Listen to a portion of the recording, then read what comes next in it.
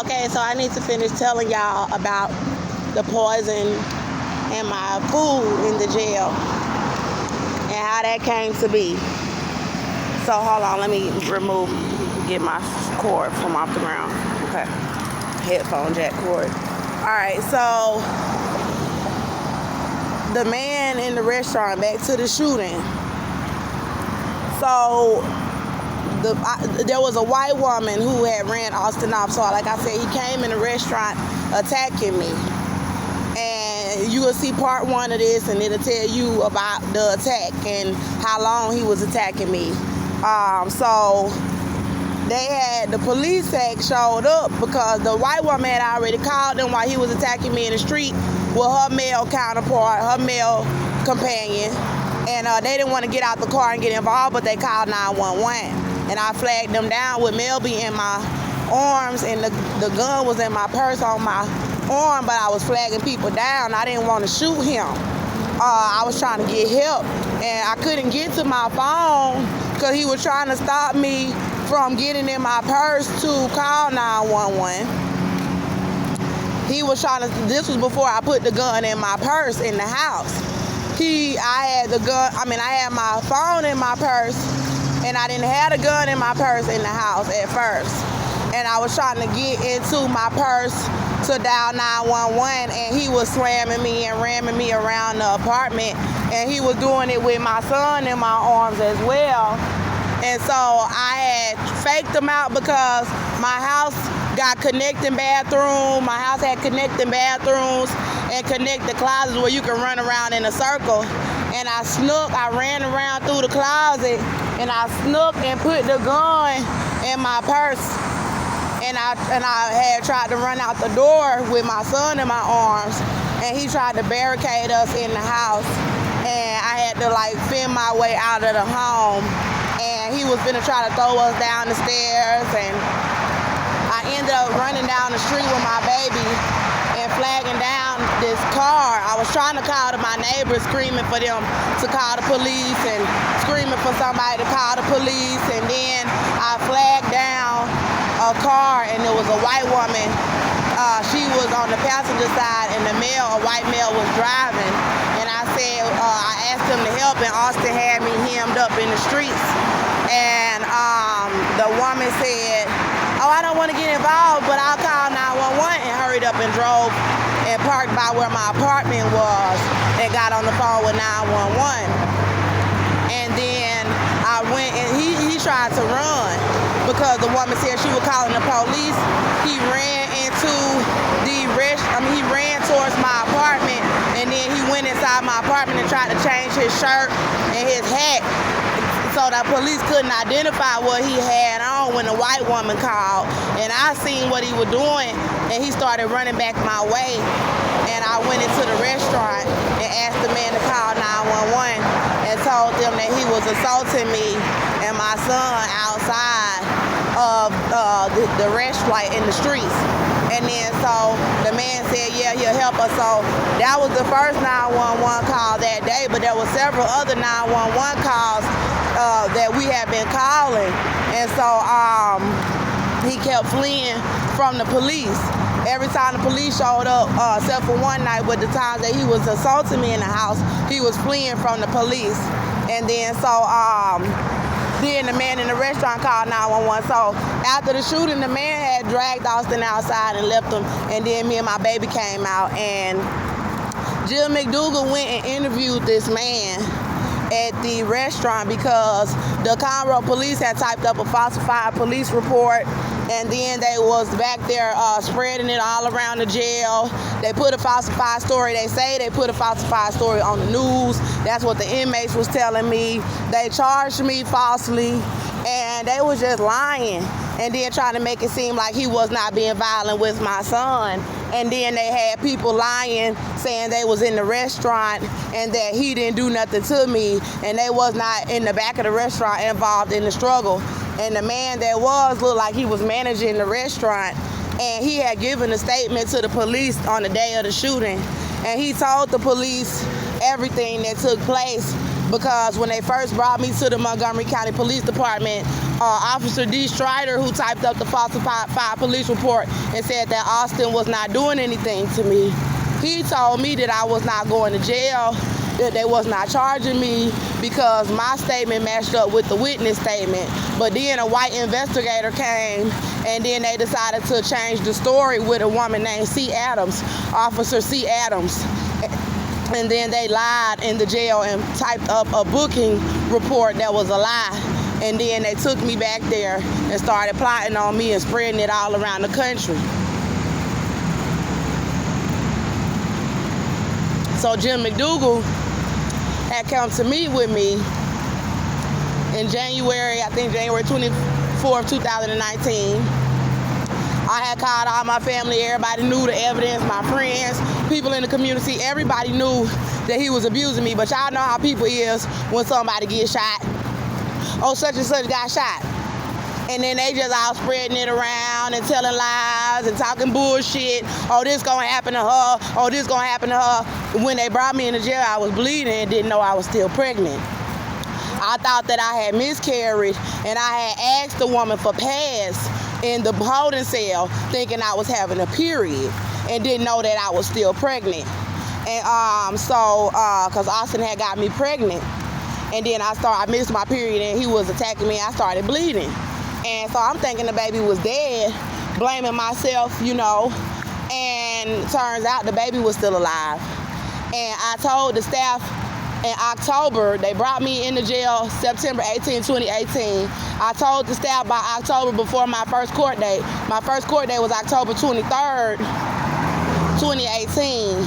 In Judge Patty Magina's courtroom, felony court. I told the guard, I asked him for an extra drink because I was pregnant and I felt my baby still moving in me. He said, you don't have to lie. And then said I had to go to medical in order to get anything extra to drink.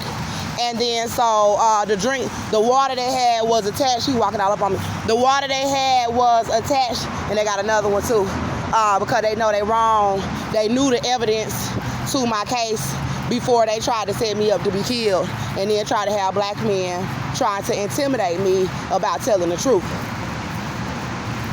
So I go ahead and let them walk up and try to intimidate me, because God said that they can be killed behind trying to murder my baby and knowing these people threaten to rape my child. And then you still want to try to be walking up on me trying to intimidate me. You still trying to intimidate me about my baby.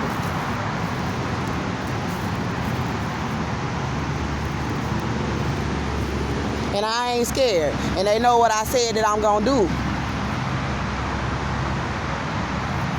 And they know what the other black people gonna do when they find out that I'm pregnant for real, and that they got them out here thinking they gonna walk up on me while I'm telling the truth. So anyway, where was I? Because that's intimidation, while you intimidating a witness. So they got black people trying to intimidate me while I'm telling my testimony. And they got them doing it in cars as well. And they got black women coming out to do it as well. And God said they going to hell, and that they already knew they were going to hell before these white folk even put them up to it, because they went and got the wickedest black people on the earth to help them do this. Where was I, Father God? Please help me with them having two black men walking up on me trying to intimidate me while I'm telling. And they got them hanging all out in front of my room. So I was bleeding. I'll go back to that part. I was bleeding and pregnant. Oh yeah, when I said that the guard, I told him that I was pregnant in October 2018. And I said that I felt my baby moving. And he said, no, you don't have to lie for an extra cup of tea. And then I said, I'm not lying. What reason would I have to lie to you? I feel my baby moving in me, and I need an extra cup of tea. And he said, well, you're going to have to go to the medical infirmary, and you're going to have to get them to confirm that you're pregnant. He said, and that's the only way I can give you any extra drink or any extra food, because I hadn't started asking them for extra food yet. And they got black men trying to intimidate me on the stairs, and black women right here trying to do it, and they all in my mouth. So I had to write a medical sick form to go to the infirmary and they never gave me a pregnancy test when they brought me into the jail. So, and they all knew that I was bleeding because I came in. Hold on, let her go back. I don't do all that walking up on me. So they all knew that I was bleeding because I asked the correctional guard in the holding cell while they was booking me and putting in a falsified police report. D. Strider, light-skinned male, black male, biracial, pretty eyes, Conroe Police Department, rookie, typed up the falsified police report with a short, white, brunette female named Officer C. Adams. Excuse me, sir, I need to go up the stairs to my room. Thank you.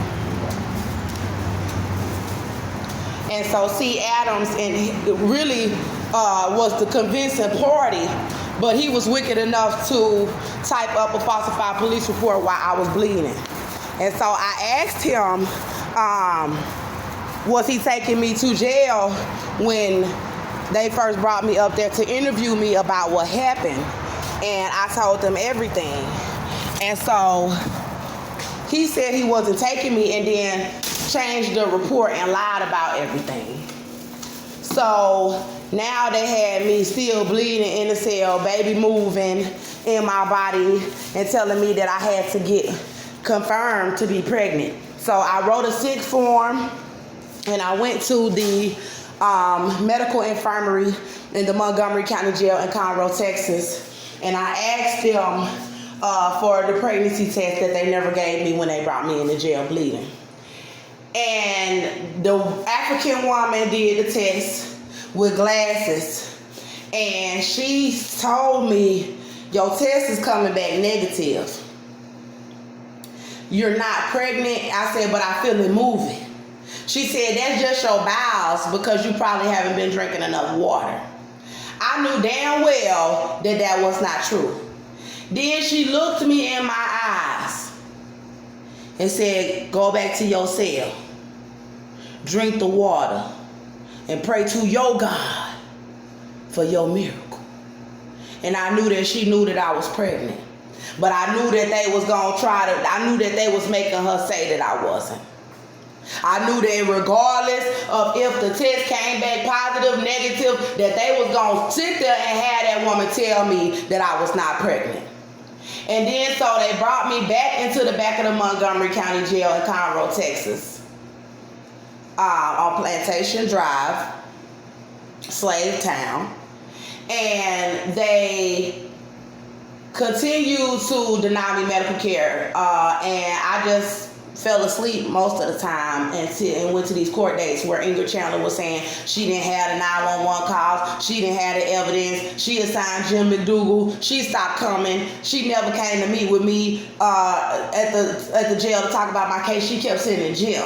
And so in January 2014, I had been feeling the baby moving in me a lot, and I had still been bleeding every month, and I would be in there crying and stuff.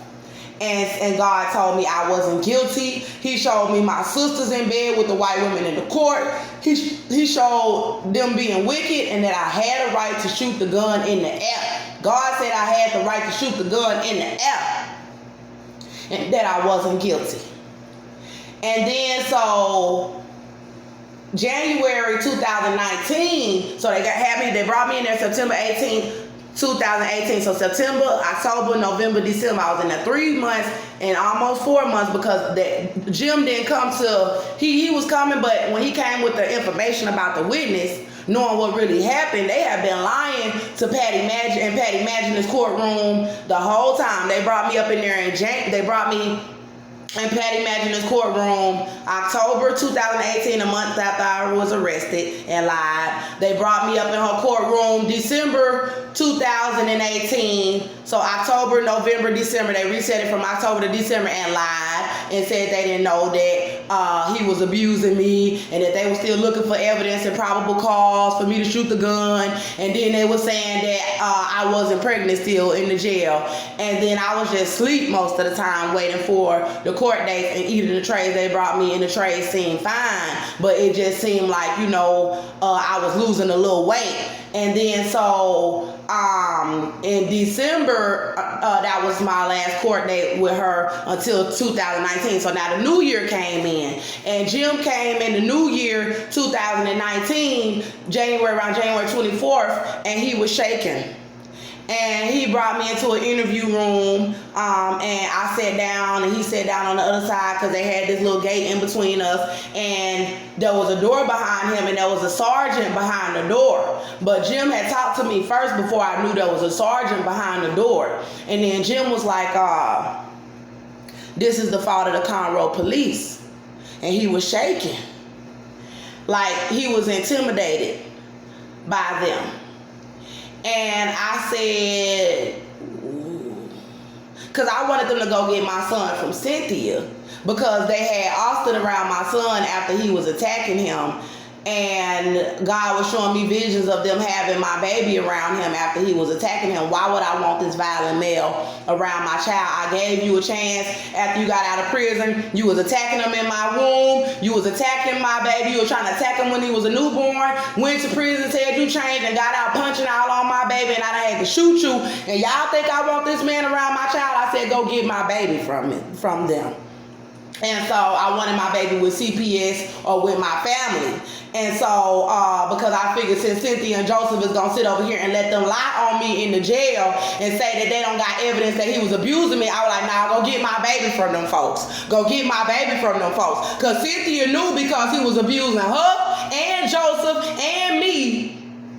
And there was 911 calls, restrictive orders, and everything. So for them to be letting these people have me up in the jail and lie about the evidence that he was abusing me, I knew I can't trust Cynthia to not have him around my child. And I didn't want him hurt in Melbourne as retaliation because he got shot. And so I was asking Jim to send CPS over there since he knew the truth. And Jim was looking at me like I was not going to make it out the jail alive. And he said, this is the fault of the Conroe police, and this should not have to go to trial. He said, you got a very good witness. He said, I went up to the Baytown Seafood in Conroe, and it was in Conroe, Texas. He said, and I interviewed the man that was involved with the struggle trying to help you in Melbourne when Austin was attacking y'all. He said, and the man told me everything, that he was knocking you all into the booths, and he was like, this the fault of the police, because the police lied on the police report.